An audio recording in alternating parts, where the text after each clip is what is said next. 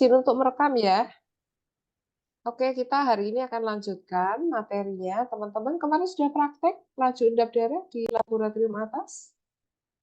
Sudah, Ibu. Kalian ini ngebut bener, ngebut terus ya. Bener-bener ngebut sebentar ya. Suaranya kalau masih agak bindeng dipahami ya. Oke, jadi teman-teman kemarin sudah ngerjakan laju endap darah. Mungkin boleh sharing dulu dong, apa kesulitannya kemarin? Apa kesulitannya kemarin? Ada kesulitannya? Boleh cerita. Nek bulusi kesulitannya satu. Waktu apa? Nyedot aspirasi di dalam tabung itu aja udah kesulitan. Harus persis itu udah kesulitan. Yang kedua waktu masang. Itu juga kesulitan. Wah, kalau bocor, wush, hilang deh sampel kita. Benar nggak? Yuk boleh sharing pertama. Mungkin teman-teman siapa yang mau sharing dulu? Anita atau yang lain nih? Ini kok ada yang nggak pakai nama ya?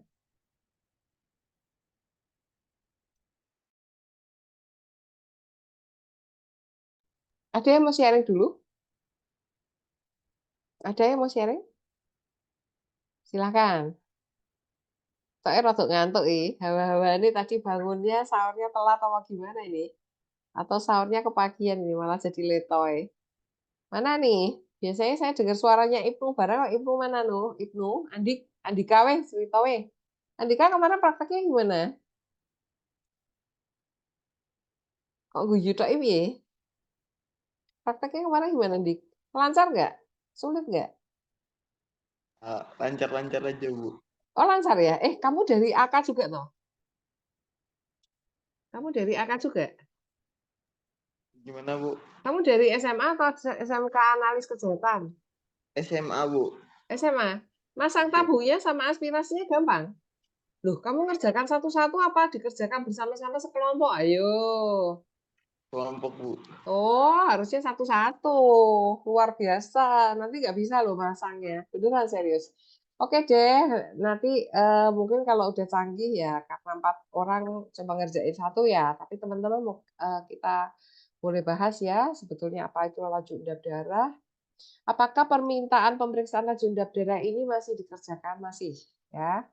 Apakah metode yang dipakai pakai Western Green yang kayak di laboratorium? Tidak, jawabannya, ya.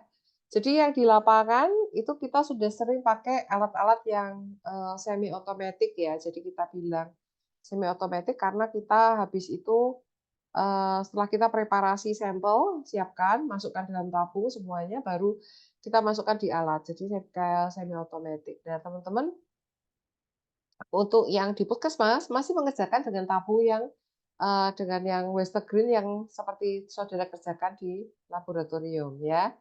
Jadi berharap besok minggu depan atau minggu ini kalau masih ada kegiatan minggu ini ya, minggu depan udah libur ya. Jadi minggu ini teman-teman mencoba ya mengerjakannya satu-satu.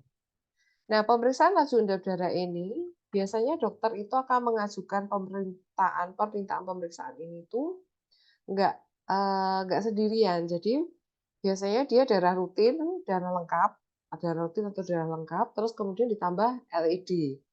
Ada juga rumah sakit yang sudah jadiin satu paket laju endap darah ini menjadi paket darah lengkap. Tapi seaslinya laju endap darah ini ada yang memasukkan kelompok ini adalah pemeriksaan khusus ya. Ada yang memasukkan menjadi satu paket dengan darah lengkap. Nah, pemeriksaan laju endap darah ini seperti tadi video yang kita lihat sebelumnya, maka pemeriksaan ini tuh sebetulnya nggak spesifik gitu. Jadi kalau dibilang pemeriksaan ini udah lama betul, ya pemeriksaan ini tidak spesifik. Kenapa tidak spesifik? Jadi dia bisa menggambarkan pada beberapa kondisi orang lagi sakit flu, ya kemudian orang infeksi, begitu ya. Dia laju endap darahnya bisa meningkat. Tapi di satu sisi misalnya contoh pasien-pasien dengan anemia itu juga dia juga bisa meningkat. Nah, atau ada gangguan profil lemak juga meningkat. Nah, karena gambarannya itu jadi luas, maka kita bilang itu pemeriksaan tidak spesifik ya. Nah, kalau tadi pakai bahasa Inggrisnya ini ada blood sedimentation erythrocyte atau tadi kita pakai ESR ya. Ya. erythrocyte sedimentation rate, ya, ESR. Maka sebetulnya ini adalah mengukur kecepatan sedimentasi dari eritrosit. Eritrositnya itu jatuh. Jadi waktu darah kita masukkan ke dalam satu tabung. Teman-teman ini berbalik sama hematokrit ya. Kalau hematokrit kemarin yang kita ukur adalah volume dari eritrosit di bawah.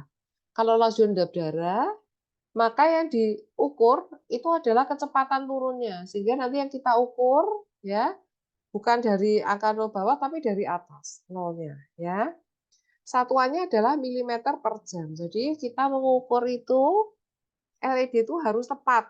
1 jam itu berarti adalah 60 menit. Teman-teman kalau tidak menggunakan alat semi otomatis berarti teman-teman harus memasang apa teman-teman? Timer ya. Jadi 60 menit betul-betul 60 menit ya.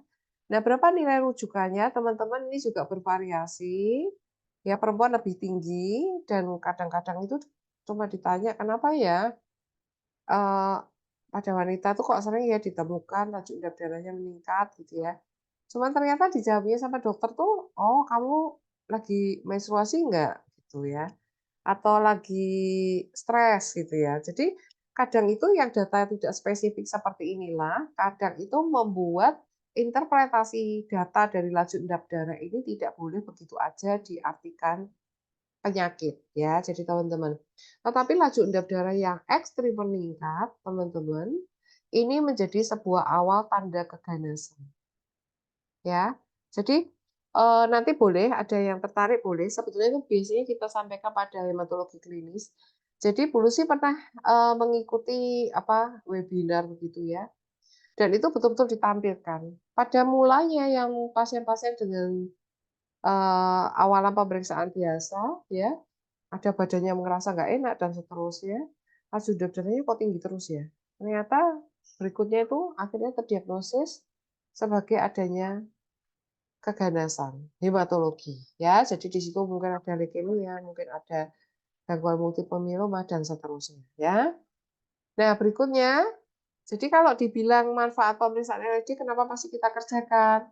Ya ini membantu menunjang diagnosis. Jadi kalau tubuh itu terganggu, jadi akan menimbulkan reaksi peradangan ya.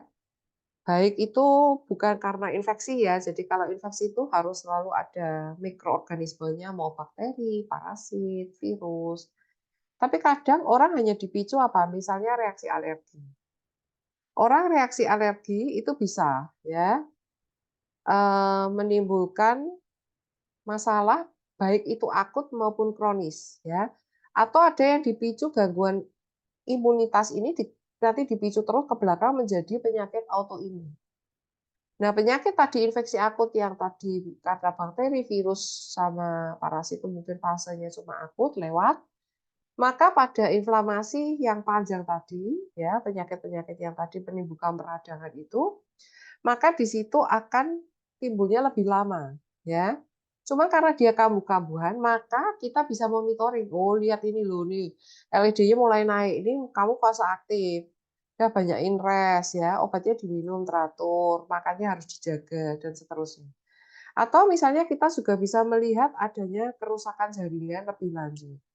Selain itu, misalnya contoh, pada pasien-pasien TBC, teman-teman tahu TBC ya, penyakit paru, tapi teman-teman juga tahu bahwa TBC itu tidak hanya ada di paru-paru. TBC bisa menyerang seluruh organ tubuh ya, dari otak, usus, paru-paru, kulit, tulang itu bisa terkena. Jadi salah satu tandanya orang katanya TBC itu batuk. Tapi Bu Lucy punya temen nih, kakak kelas ya. Ini jadi pembelajaran untuk kita semua buat teman-teman juga. Jadi suatu hari saya nanya, Mas, badanmu kok kecil sih? Aku gitu, kok jadi kurusan gitu toh? Iya ih, itu dia masih ketawa-ketawa karena biasanya badannya besar. Nah, suatu hari lagi ketemu, kok jadi ekstrim kurus ya? Aku habis operasi. Loh, ada apa operasi aku gitu? Kemarin tuh ternyata waktu aku kurus-kurus itu aku kena TB usus. Jadi kena TBC usus. Nah, pencetusnya itu karena apa? Loh, saya tanya, loh, kamu kok bisa kena TB usus dari mana? Saya bilang begitu. Terus dia bilang, dia kan anak kos ya, jadi aku ini suka jajan. Nah, jajannya tuh di H gitu ya. Nah, mungkin sambil ngobrol itu tadi ya. Jadi ngobrol itu tadi dan kebetulan karena seorang mahasiswa itu mahasiswa kedokteran ya. Kebetulan itu kan juga imunitasnya naik turun karena tugas pagi, siang, sore, malam jaga kita lembur terus begitu. Nah, imunitas yang rendah masuk itu si kuman dan dia berkembang biak. Nah, teman-teman, kalau pasien-pasien TBC ini tadi dikasih obat sama dokter anti TB, ya ada paket 2 bulan, nanti lanjut 6 bulan, monitoring dan seterusnya, maka dokter bisa memantau perjalanan penyakitnya si pasien ini tadi dengan melihat laju endap darah. Jadi kalau pasiennya ini respon bagus terhadap obat, maka yang terjadi LED-nya dia akan turun. Jadi kerusakan jaringan, proses inflamasi di dalam tubuh pasien akan mereda. Nah, LED-nya juga akan turun. Ini merupakan penanda bagus. Nah, ini bisa diamati dengan adanya pemeriksaan laju endap darah. Pertanyaan yang lain apa? Bu, apakah tidak bisa dipantau sama pemeriksaan yang lain? Ada sih pemeriksaan kita bisa menggunakan misalnya rasio limfosit dan monosit ya. Tapi itu masih banyak faktor. Nah, ini LED ini bagus untuk bisa memantau perjalanan penyakit pasien ini. Nah, termasuk di sini adalah respon terhadap pengobatan. Kalau perjalanan penyakit dia semakin akut-akut atau dia belum reda, itu juga bisa dilihat juga dengan LED. Jadi, kapan nih terjadi peningkatan laju endap darah? Kapan terjadi penurunan laju endap darah? Teman-teman, prinsipnya ini kamu lihat ya. Ini misalnya pada menstruasi kehamilan. Jadi teman-teman kalau pasiennya tadi laju endap darahnya naik dikit, tadi wanita kan 0 sampai 22. Nah, teman-teman nanti mungkin mendapatkannya dia di situ adalah mungkin 24, 26 gitu ya. Jadi tanyakan dulu pasien ya. Jadi atau pada saat misalnya kita sebagai front office ya, front office juga kita menanyakan ada pemeriksaan pasien seperti ini, kemudian ditanyakan apakah sedang meminum obat, kan KB juga ngefek. Apakah sedang menstruasi, apakah hamil, ya begitu ya. Kalau yang lain ini nggak usah ditanyakan. Nah ini nanti kelihatan kalau memang ada peningkatan ya ini ada peradangan. Cuma kadang peradangannya nggak ngerti dari mana. Nah untuk anemia sendiri ini ada bedanya. Bu, di sini kok ada anemia, di sini juga ada anemia. Tapi yang di sini makro, yang di sini adalah mikro. Teman-teman bisa bayangin, kalau makrositik, berarti sel darah merahnya itu kan gede-gede. Sekarang kita bayangkan kalau ini kan laju endap ya, mengendapnya. Bayangin kalau eritrosit yang besar itu tadi dijatuhkan dari langit. Sama eritrosit yang kecil, itu dijatuhkan dari langit. Siapa duluan yang jatuh? Coba, siapa yang mau komen deh? Biar Bu Lucy ngerti nih ada yang hidup nih, ada yang nggak bobo. Royhan, halo? Mungkin? Siapa yang jatuh duluan? Yang gede apa yang kecil? Ada yang mau Yang komen? kecil, Ibu. Oh, yang kecil. Mosok sih? Serius? Kamu jatuh sama Bu Lucy jatuh. Cepetan mana jatuhnya? Ada hukum gravitasi kan? Cepetan yang lebih dulu karena Itu yang lebih besar. Cepat yang lebih besar, Bu. Betul. Ya, jadi nggak berani dijawab Bu Lucy duluan yang jatuh gitu ya. Jadi di sini adalah yang jatuh yang besar dulu. Karena itu apa? Karena dia cepat mengendapnya, makanya ada peningkatan laju endap. Kan ini yang diukur adalah cepet-cepetan. Dia menurunnya cepatnya berapa? Kecepatannya berapa nih? Mobilnya jalannya kecepatan berapa? Milimeter per jam. Nah, mikrositik nanti sedikit berbeda dia karena dia turunnya pelan, makanya dia nanti kadang menimbulkan penurunan laju endap. Ya. Kemudian demikian juga pada anemia sel sapit, ini juga begitu. Kenapa? Pada tahapnya nanti kita bisa melihat laju endap darah itu butuh membentuk relux dulu. Membentuk satu ikatan-ikatan yang apa? Kompleks, jadi menggumpal begitu eritrositnya. Dengan adanya bentuk-bentuk yang aneh ini itu nggak bisa gumpal jadi langsung gitu, nggak bisa. Ya mengganggu dari proses LED. Nah ini tahapnya. Yang Bu Lucy tadi baru sebutkan adalah pembentukan relux. Relux ini ya tadi eritrositnya menjadi berdekatan, berdempetan, kemudian habis itu tapi nggak clotting ya, clotting beda lagi ya. Kemudian habis itu mengendap dia. Nah, ini fasenya paling lama. Kemudian habis itu pemadatan. Nah, ini teman-teman, pada fase pembentukan relux, ini sangat dipengaruhi oleh tadi, sel darah merahnya seperti apa. Kemudian plasmanya ini ada beda nggak? Misalnya yang ada gangguan komposisi protein, nanti dia akan beda bentukannya. Kalau dia banyak fibrinogen, globulin, albumin, ya, kemudian ini bagaimana? Pembentukan reluxnya akan beda. Nah, pada fase pengendapan eritrosit tadi, teman-teman juga ngelihat meja yang kita gunakan itu tidak boleh ini goyang-goyang. Teman-teman juga nggak boleh masang miring-miring ya. Jadi ini sudah ada triknya ya. Kalau di lapangan mungkin teman-teman yang dari AK ada pernah dengar. Jadi biar cepat dimiringkan, ya. Biar ngendapnya bisa nanti pembacanya lebih cepat. Sudah ada penelitiannya, bisa dipakai, bisa. Tetapi apakah boleh? Tidak. SOP-nya aja deh, ya. Kemudian setelah itu ada fase pemadatan. Nah, total adalah 60 menit. Jadi kering. Ayo, berarti kita selesaikan baca, ya. Ada yang metode Winthrop, ada yang Westergren. Teman-teman sudah kerjakan yang mana kemarin?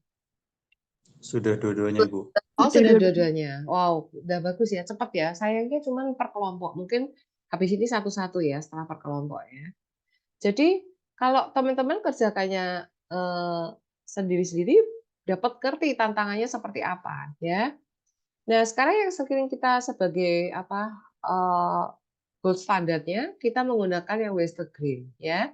Sebenarnya mudah, rekomendasi dari ICSA, kita menggunakan N-acitrat. Nah, teman-teman sekarang Bu Susi tanya, kemarin pakai N-acitrat atau pakai DTA? Waktu itu pas pemeriksaan nggak pakai antikoagulan, Bu. Cuma diancarin NaCl yang Westergren. Oh, yang Westergren. Loh, ya kemarin hematokrit juga gitu, sekarang gini lagi. Ya. Kalau yang hematokrit itu pakai hepar. Oh, pakai heparin. Oh iya, oke. Nah, teman-teman, ini caranya gimana ya kalau gitu ya? Berarti kamu siapkan tabung dulu gitu ya, NaCl gitu. Terus baru kamu kasih darah gitu ya. Iya. Iya, Ibu. Iya, Iya, Ibu. Ibu. Jadi yang sering terjadi adalah begini teman-teman. Kita kan dapat sampel darah.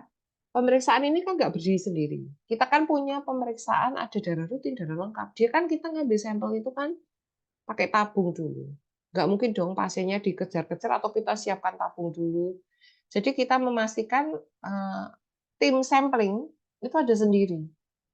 Tim kerja di belakang itu ada sendiri. Tim teknis analisis pemeriksaan ada di belakang. Nah, pada saat teman-teman tim sampling itu ada di depan, maka kita bisa menggunakan langsung N-acitrat. Nah, udah, langsung pakai N-acitrat ya udah selesai. Ya. Nanti kalau kita khusus ya, sorry saya sebentar. Kalau kita mau pakai kasihan nih pasiennya. Sayang deh tabungnya. Kita pakai tabung ini aja deh, EDTA. Kan ada pemeriksaan tuh, pemeriksaan darah lengkap. Kan ngambilnya cuma 100 mikron ya. Jadi kalau 100 mikron nggak perlu buang darah, masih ada tuh 3 cc masih bisa tuh masukin ya, dan seterusnya kalau kita pakai semi-otomatis gitu ya. Cuma sekitar 2 cc bisa. Nah, dari itu teman-teman, maka darah yang tadi dapat dari bagian sampling itu bisa kita kerjakan di belakang EDTA tadi, darah EDTA tadi kita encerkannya dengan NaCl. Tapi bukan tanpa antikoagulan ya. Jadi karena kita biasanya prosedural di depan itu seperti itu. Jadi kita ada teknik sampling, tim teknis analisis, maka kita dapatkan itu sampel sudah N-acitrat atau sampel itu adalah EDTA. Ya. Nah, tidak disediakan dikerjakan pada sampel dengan HCT ini nanti butuh pemeriksaan khusus ya. Dengan pengenceran dan seterusnya. Nah, ini pakai Winthrop ya. Kemudian yang ini pakai Westergren ya, tubenya. Kemarin untuk membacanya ini juga dibaca. Yang Winthrop-nya bagus ya. Hasilnya beda nggak? Misalnya sampel yang sama antara yang Winthrop sama Westergren, ada nggak bandingin? Atau 2 hari yang berbeda? Ada yang ngerjakannya? kemarin? Kemarin 2 hari yang berbeda, Bu. Soalnya kan Oh, pertama hari Senin, terus hari Jumat. oh gitu. Jadi beda-beda ya, satu Winthrop, satu Westgreen. Nah, ini mungkin teman-teman bisa compare. Penelitian ya boleh. Ya, penelitian antara ini, Winthrop sama Westgreen. Kenapa Winthrop nggak dipakai? Kenapa Westgreen? Apa bedanya? Bagaimana resultnya? Teman-teman juga harus memperhatikan bahwa pemeriksaan Westgreen, laju endap darah ini itu juga dipengaruhi banyak hal. Teman-teman termasuk adalah suhu. Suhu yang ideal itu 18,25. Teman-teman di atas suhunya berapa? Suhunya berapa? Jadi suhu kamar itu maksimal juga dalam 4 jam. Darah dari ambil. Tapi saya kira kan kamu langsung kerja ya.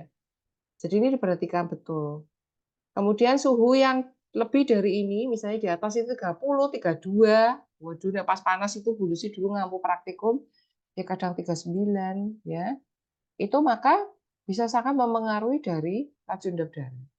Kemudian sinar matahari, getaran tadi Bu Lucy bilang, dan kecepatan bacanya tadi persis ya, sesuai timer, dibaca nggak ditunda. Ya. Kemudian, nah ini teman-teman, cegah terjadinya bekuan. Nah, ini yang menjamin siapa? Wong kita sudah menggunakan antikoagulan, itu aja harus homogenisasinya bagus. Kalau kamu kerja tanpa antikoagulan, jaminannya apa? Itu ya. Apalagi teman-teman pakai langsung ya, kecuali memang ya karena memang kamu langsung masukkan di tabung NaCl ya. Kemudian habis itu, nah kalau pakai NaCl dulu sih tanya, perbandingannya berapa ya? 1:4, Bu. 4 itu apa? 1 itu apa? 4 darah, 1 NaCl. Berarti misalnya darahnya berapa cc, NaCl-nya berapa? Kan tabungnya 200, jadi NaCl-nya 50, darahnya 150 mm. Itu perbandingan 1,3 atau 1,4? 1:4, Bu. 1,4 itu 150 sama 50.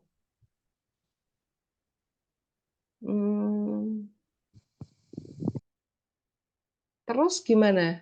50, caranya gimana? Jadi tabung reaksi gitu dulu. Terus boleh diceritakan gimana coba? Darahnya full, Bu, sampai tanda 0, berarti 200. Heeh, Banding 200. heeh. Terus? Kan pertama kita mipet NaCl dulu, itu Heeh, 500 mikro. Terus kan kita heeh, ngambil darah sampai tanda 0. Itu kan berarti heeh, 200 ml. heeh. Terus Terus? dicampurin ke tabung tabung apa itu? Tabung reaksi yang udah ada NaCl-nya, terus dihomogenin, dipipet lagi, Bu. Sampai tanda 0. Berarti 200 sama berapa? 200 sama 50. 1,4 ya. Kalau yang di pertama di dalam 200 itu tadi tidak ada bekuan.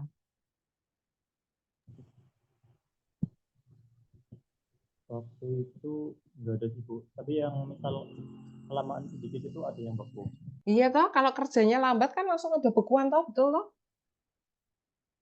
Oke, nanti coba ya saya diskusikan dengan ini ya. Jadi untuk apa? eh, Mestinya tetap pakai DTA dulu ya. Jadi yang modifikasi nggak pakai pengencer sitrat itu kita menggunakannya EDTA. Nah, EDTA ini terus diencerkannya pakai NaCl gitu, teman-teman ya.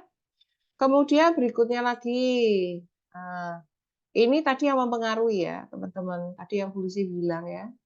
Jadi adanya fibrinogen, globulin, ya itu meningkatkan laju endap darah karena bentuk relux. Tapi kalau yang berbeda, albumin, dia menurunkan laju endap darah. Nah, ini akan mempengaruhi tadi ya dari tahapnya pembentukan relux, terus kemudian pengendapan dan pemadatan tadi ya. Kemudian berikutnya, nah ini tadi ya, kaitannya kalau ada peningkatan ya kita bentuk dari reluxnya tadi atau gara-gara ada fibrinogen atau globulin tadi. Tapi bisa turun itu misalnya tadi mikrositosis tadi ya, atau adanya sperositosis. Sperositosis itu sel darah merahnya juga kecil-kecil padat. Sickle cell tadi ya, anemia sel sabit tadi. Nah, dia tergantung apa saja, dia ada kadar fibrinogen mengaruhi, ya. Globulin juga mempengaruhi. Relux formation misalnya sudah terbentuk di awalnya, misalnya pada pasien multiple myeloma, itu juga mempengaruhi. Ya, kemudian RBC, size and shape. Kemudian, nah ini yang penting kamu perhatikan adalah mechanical factor dan technical factor. Ya, jadi teman-teman tetap bagaimanapun juga, sebagus-bagusnya sebuah alat, kita mulai semuanya itu dari awal. Maksudnya dari preparasi, dari pengambilan sampel, penanganan sampel, kadang juga penyimpanan sampel. Kalau butuh dirujuk juga ada transport sampel, itu diperhatikan. Nah, ini faktor teknis yang mempengaruhi hasil lacur darah. Yang pertama letak pipet yang miring. Nah, ini tadi dari kaitannya memasang. Di bawah itu kan ada karet, jepit ya. Jadi kalau ini masangnya juga tidak vertikal, miring, atau mungkin mejanya juga miring, atau kemudian harus pakai diganjel, ini akan mempengaruhi. Terus kemudian getaran-getaran ini ya. Jadi kalau kita sudah meriksa belum 1 jam ya nggak diutak-utik, nggak diintip-intip. Jadi pasang aja timer. Meja itu harus beton. Jadi beberapa alat, misalnya sentrifugasi itu nggak boleh jadi satu meja dengan misalnya ini hematologi analyzer juga nggak boleh satu meja. Dengan ini pemeriksaan LD juga tidak boleh satu meja. Karena apa? Dia sentrifuge itu gitu-gitu dia getar mejanya yang meskipun beton pun dia akan mempengaruhi getaran. Jadi kita nggak bisa letakkan pada satu meja yang seperti itu. Kemudian ini tadi ya suhu diperhatikan. Kalau suhunya itu dia tinggi, makanya kenapa sih laboratorium itu harusnya dipenuhi syaratnya dari suhu. Karena nggak bisa kita kerja dan itu akan mempengaruhi dari hasil pemeriksaan. Teman-teman makanya Bu Lucy kenapa ya sedikit agak memintanya sudah berulang kali. Jadi di atas tuh mestinya bukan pakai kipas angin, harusnya pakai AC karena satu kita butuh nyaman untuk kerja sepanjang hari, belajar panjang hari, identifikasi sel apalagi ya. Yang kemudian yang kedua adalah ini kaitannya dengan hasil pemeriksaan dan alat. Mikroskop di situ beli bagus-bagus, alat bagus-bagus, tapi kalau suasana suhu ruang itu tidak mendukung, maka mudah timbul jamur dan seterusnya ya. Nah, kemudian kalau sampai terjadi penundaan pemeriksaan, teman-teman silakan menyimpannya ya di dalam refrigerator 4 derajat Celcius. Ini harus dikalibrasi ya untuk lemari esnya dan juga ada suhu kontrolnya. Jadi kita biasanya pakai kartu juga kontrol suhu, berarti di dalamnya pasti harus ada termometernya. Nah, catatannya ini peningkatan protein plasma fibrinoglobulin meningkatkan pembentukan relux. Peningkatan kolesterol, nah ini kalau misalnya pasiennya juga kolesterolnya tinggi, akan meningkatkan sedimentasi. Nah, ini diperhatikan untuk secara teknis, jika konsentrasi antikoagulan lebih tinggi, maka laju endap darah mungkin menurun, karena membentuknya relux nanti akan menjadi lebih lambat. Ya, sitrat EDTA tidak mempengaruhi tingkat sedimentasi, karena itu bisa digunakan. Jadi teman-teman, kenapa sitrat, kenapa EDTA boleh dipakai laju darah, berarti antikoagulan lain enggak ya. Kemudian misalnya contoh heparin ya, dia mengubah membran potensial seta sehingga tidak dapat digunakan sebagai antikoagulan. Jadi membran potensial seta itu adalah jarak tegangan antara eritrosit satu dengan satunya supaya dia tidak saling menempel. Normalnya dia kan tidak saling menempel. Tapi pada saat ini butuh dibentuk relux. Jadi ini tidak bisa digunakan heparin ya. Kemudian pembacaan lebih dari 1 jam juga sama. Dia kan meningkat palsu ya. Makin besar penampang pipet, nah teman-teman tadi ya, besarnya diameternya tadi, makin cepat pengendapan eritrosit. Jadi kenapa kita beli alat itu juga ada standarnya. Jadi nggak bisa kita mengambil sembarang dari pabrikan dan tidak terstandar ya. Nah, yang lebih sulit lagi teman-teman, adanya lisis ya. Lisis. Nah, lisis ini bisa dipicu misalnya kalau tabung yang kamu pakai itu misalnya basah. Ya, kena air cucian ledeng itu kan dia hipotonis, jadi dia akan lisis. Atau NaCl kita nggak terstandar 0,85, 0,9% yang tidak isotonis juga akan bisa menyebabkan. Ataupun pada saat kita aspirasi ada gelembung itu juga akan mempengaruhi. Jadi betul-betul waktu kita nyampur mau pakai alat semi otomatis pun gelembung itu diusahakan nggak ada. Ya, jadi kerjanya juga halus karena kalau enggak gelembungnya ikut masuk ya. Nah, ini sudah penelitiannya kemiringan 3 derajat mempercepat LED 30%. Nah, ini digunakan orang untuk memiringkan dan mempercepat pemeriksaan, jadi nggak 1 jam. Nah, tapi tidak dianjurkan ya. 25 derajat makin tinggi temperatur, kecepatan pengendapan makin meningkat. Darah harus diperiksa 2 jam ya. EDTA dalam 12 jam jika disimpan pada 4 derajat Celcius refrigerator ya. Nah, teman-teman, ini ada pemeriksaan yang lain. Nanti kamu akan belajar ini pada kimia darah atau kimia klinik. Itu adalah CRP. Nah, ini sebagai pemeriksaan yang lebih baru, tapi udah lama juga. Jadi ini kamu juga boleh meneliti tentang perbandingan laju endap darah, korelasinya mungkin korelasi laju endap darah dan CRP pada pasien dengan misalnya demam gitu ya. Kamu boleh ambil judul ya. Jadi boleh mikir loh dari sekarang ya untuk judul besok tugas akhir atau mau mulai sekarang juga boleh belajar ya. Jadi ini teman-teman juga bisa melihat beberapa ini analisa laju endap darah penderita diabetes mellitus tipe 2. Nah, kita ngerti bahwa diabetes mellitus tipe 2 ini gulanya naik tinggi, terus itu tubuhnya inflamasi. Ini sudah ada data pemeriksaan pakai laju endap darah, ya, kemudian diperiksa lagi, ini kaitannya indikasi komplikasi aterosklerosis dan seterusnya. Ada kaitannya dengan sekarang penelitiannya dengan apa? Minta pakai CRP dan fibrinogen untuk mengerti, untuk lebih pemeriksaan lebih sensitif terhadap inflamasi. Nanti bisa dibaca. Ya, teman-teman banyak jurnal-jurnal yang bisa diupdate ya. Demikian juga nih ada pemeriksaan ini juga sama ya. Jadi tesis tugas akhir D3 ini ya, tertulis ya di sini ya. Jadi ini CRP LED pada pasien diabetes mellitus ya, kemudian dibandingkan ternyata hasil uji analisis korelasi Spearman-nya HSCRP ya, high sensitivity CRP 100 sampel hasilnya signifikan ya. Jadi ini banyak penelitian yang bisa kita kerjakan ya. Ini juga ada yang kita menggunakan pada pasien COVID ya. COVID itu kan juga inflamasi badai sitokin luar biasa. Maka kita juga menggunakan juga. Saya kira itu mungkin yang bisa saya sampaikan. Waktunya kurang dari 1 menit, nanti jadi mungkin sesi tanya jawab kita lanjutkan pada pertemuan berikutnya. Terima kasih untuk kehadirannya dan partisipasinya. Kita jumpa lagi nanti pasca Lebaran ya. Salam hangat untuk sekeluarga. Hati-hati di jalan. Sampai jumpa kembali dan selamat pagi semuanya. Selamat pagi, Ibu. Selamat pagi. Terima kasih, Ya, Bu. terima kasih semuanya.